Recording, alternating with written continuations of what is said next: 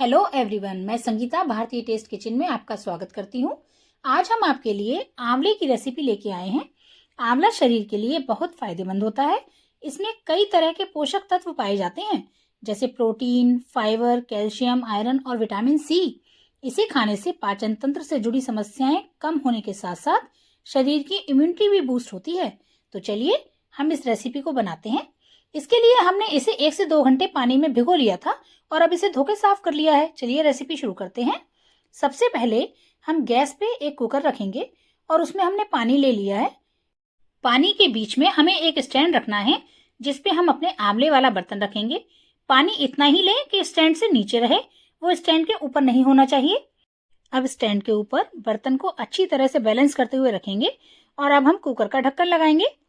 Cooker का ढक्कन लगाते समय ध्यान रखें कि हमें उसकी सीटी नहीं लगानी है, क्योंकि हमें इन आंवलों को उबालना नहीं है, हमें इन्हें सिर्फ स्टीम देनी है। इसीलिए हमें इन्हें पानी में डूबने नहीं देना है और बिना सीटी लगाए इसे 10 से 12 मिनट के लिए गैस की फुल फ्लेम पे पकने देना है। आंवले को हम उबाल के नहीं पका रहे हैं, क्योंकि उबालने से इसके पौष्टिक तत्व नष्ट हो जाते हैं, लेकिन जब हम इसे स्टीम करते हैं तो स्टीम करने से इसकी पौष्टिकता बढ़ने के साथ साथ इसका खट्टापन भी कम हो जाता है, जिससे इसका स्वाद बढ़ जाता है। होने की वजह से नहीं खा पाते हैं, फिर वो भी इसे खा सकते हैं। अब हमारे आंवले 10 से 12 मिनट हो चुके हैं। अब देखिए ये हमारे आंवले पक चुके हैं।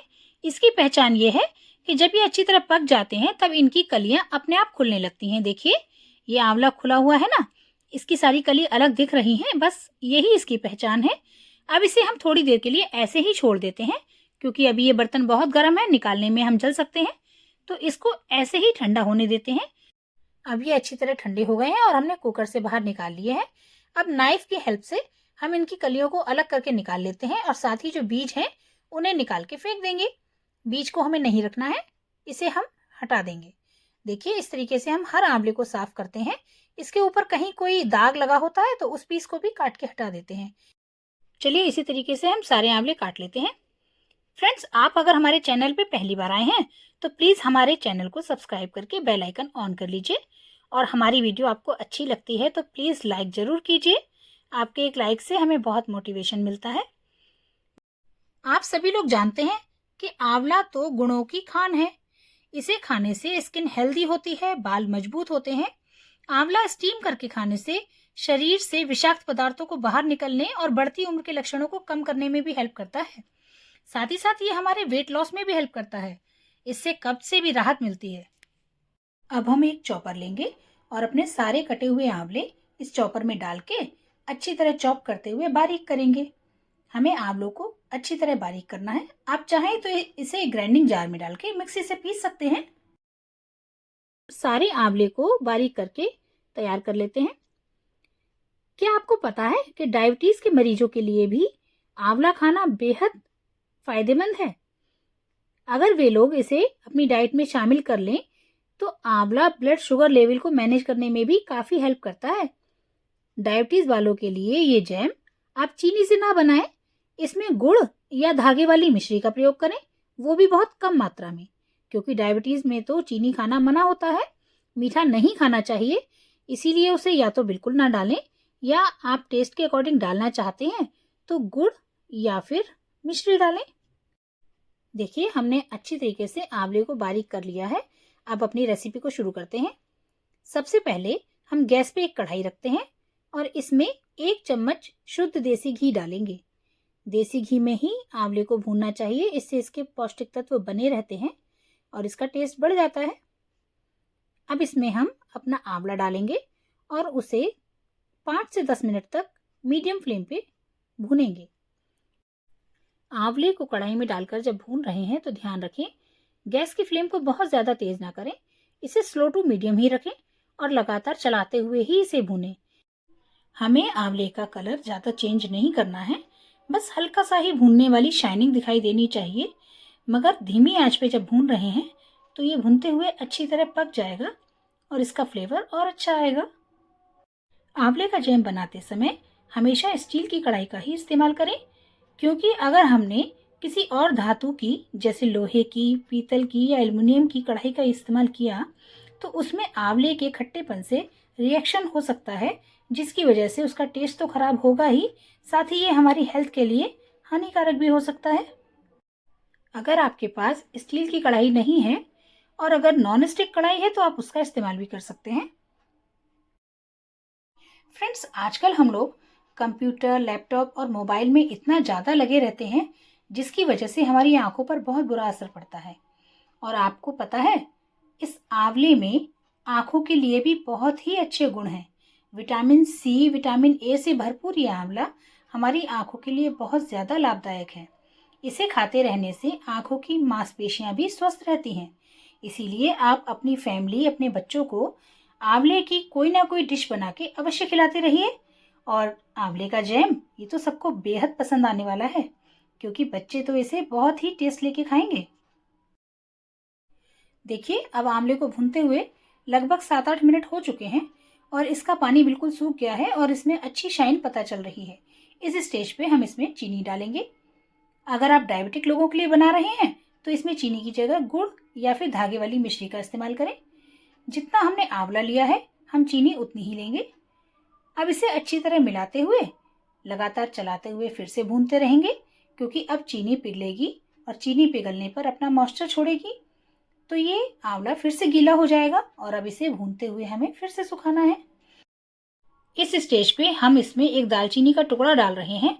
दालचीनी से इसमें बहुत अच्छा फ्लेवर आता है। आप चाहें तो इसमें 1-2 चुटकी पिसा हुआ पाउडर भी डाल सकते हैं, मगर मेरे पास इस टाइम पाउडर नहीं था तो मैंने दालचीनी का टुकड़ा डाल दिया है। अब साथ ही साइडों में लगा हुआ जो जैम है, उसे अच्छी तरह किसी दूसरी चम्मच से छुटाते हुए इसे बीच में ही कर लेंगे और हम इसे लगातार चलाते हुए भूनेंगे। देखिए, अब हमारी चीनी पिघलने लगी है और ये चाशनी का रूप लेती जा रही है।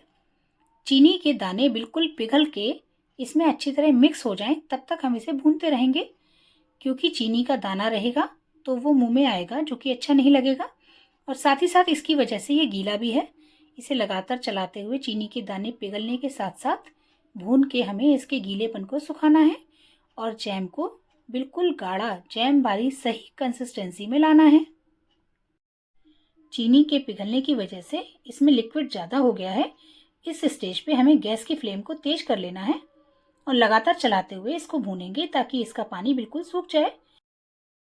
वैसे तो इसका अपना कलर ही देखने में बहुत सुंदर होता है, ये हल्का गोल्डन रहता है, लेकिन अगर फिर भी आप बच्चों के लिए चाहें तो उनका मनपसंद कलर डाल के इसे कलरफुल बना सकते हैं। लेकिन जब भी आप किसी कलर का इस्तेमाल करें तो ये चेक कर लें कि आपका डाला हुआ फूड कलर अच्छे ब्रांड का ही होना चाहिए, उससे आपको कोई नुकसान नहीं पहुंचना चाहिए। वैसे मैं तो कोई भी फूड कलर डालना अवॉइड करती हूँ, क्योंकि जब हम नेचुरल कलर से उसको टेस्टी और हेल्दी रख सकते हैं तो क्यों आर्टिफिशियल कलर डालें। देखिए, अब हमारा जैम पकते हुए लगभग लगभग 10 मिनट हो गए हैं। अब जैम गाढ़ा हो चुका है। जब हम बीच में से जगह बना रहे हैं तो पानी नहीं दिख रहा है। देखिए, जब हम कचली से इसे खींच रहे हैं तो बीच में तली खाली दिख रही है और ये जो झाग बन रहे हैं, ये चीनी की चाशनी के बने हुए झाग हैं, जो ये बता रहे हैं कि पानी खत्म हो चुका है और चीनी की वजह से ये गाढ़ापन आ गया है। जब हम इसे ऊपर से गिरा रहे हैं तो ये पानी की तरह बहता हुआ नहीं गिर रहा है। जब हम इसे करछी से टपका रहे हैं तो ये कुछ टुकड़ों में या चकत्ते की तरह गिर रहा है, जिससे ये पता चल रहा है कि इसमें गाढ़ापन आ चुका है। आप चाहें तो इसे किसी प्लेट में डाल के और थोड़ा सा ठंडा होने पर उस प्लेट को टेढ़ा करके भी चेक कर सकते हैं।